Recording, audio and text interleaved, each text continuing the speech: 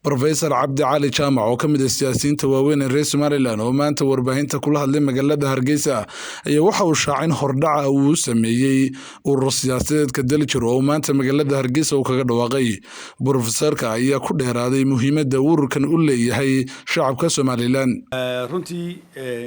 dadka badidoodu way ku qancayeen waliba gaar ahaan dadkan codka bixiya ee aamusan ee la yaaban saddexdan xisbi maxaan ku dhahdaa isku midka ah la yaaban dadkaas way ku qancayeen laakiin siyaasiyiinta qaarkood ayaanu isku khilaafnay oo iyagu gaar ahaan kuwan doonayay imika inay siyaasadda soo galaan oo iyaguna aad moodo inay saddexdaa xisbiye hore maxaan ku dhahaa kulmiye iyo cidiyo wadani ay dhabadoodii qaadayaan idan kuwa waxaan ku lahayn waxaan ku odhan jirnay oo maynu markaas saddexdooda ku kala biirno ya markaanu aragnay inay sidoodii doonayaan inay sidoo kale noqdaan waxaan odhan jirnay maxaynu iska daalinaynaa maynu ku kala biirno markaas saddexdaa jiradee markaa runtii shuruudaha waxaa ka mid ahaa aanu marka ugu horreysa ciddii aanu urur la samaynayno waxaan ku odhanaynay horta ma odhan qof odhan kara waan cumaamadanahay oo anaa ka horkaaja ururkan ma jiro macal anigaygan fikirka wada dadku way isu imanayaan cidday u gartaan ayay u dhiibayaan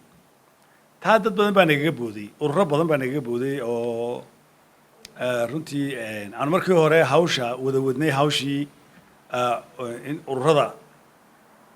maxaan ku dhahaa kiiskii maxkamadda ee diiwaangelinta ururada lagu fasaxay ayaanu runtii rag badan oon ku wada jirnay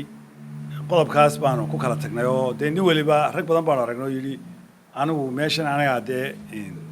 anaa muqadimka ah oo waan cumaamadanahay oo macnaheedu noqonayso igu soo daba fayla xataa afkaba haddaanu ka odhan dee macnaheedu cayn ka noqonayso marka mid maaho laba maaho saddex maaha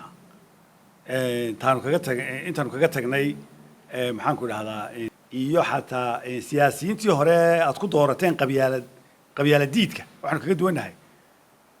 iyagu qabyaaladay xoogga saarayeen oo ay lahaayeen dhibaatadu waa qabyaaladda annagu waanu ka duwannahay qabyaaladda waanu qirsan inay mashaakil tahay laakiin waxaanu leenahay waxay la mid tahay eexda iyo maxaan ku dhahdaa saaxiibnimo qofka wax loogu qabta iyo kuwaasay la mid tahay annagu taanu diidannahay waxa weeyaan waxaanu ku baaqaynaa annagu in la kala saaro qabiilka laftiisa qabyaaladda maaha qabiilka laftiisa iyo siyaasadda oo aan maxaan ku dhahdaa labadaa sida constitutionkeenu saas ku salaysay mabaadidaasi waxay keentay in mabaadidaasi waxay keentay inaanu ku raagno dadkii inaanu ka dhaadhicinno oo inala qaataan ay waqti qaadato laakiin waan idiin sheegayaa dadka aamusan ee majority-ga codka bixiya waa sax bay yidhaahdeen laakiin siyaasiyiinta qaar baa yidhi ma suuro gelaysa anaa xisbigaygii anaa maal gashanaya ama aynu inagu maal gashanaya yidhi oonu ka diidnay way jiraan ya qaar waxay nagu yidhahdeen qabiilka iyo siyaasadda lama kala saari karay toos nagu yidhahdeen qaar waxay nagu yidhaahdeen anaa cumaamadana igu soo daba fayla mabaadidaasi waan idiin sheegayaa waa mabaadida uu ku salaysan yahay ururka Daljir ma jiro qof cumaamadani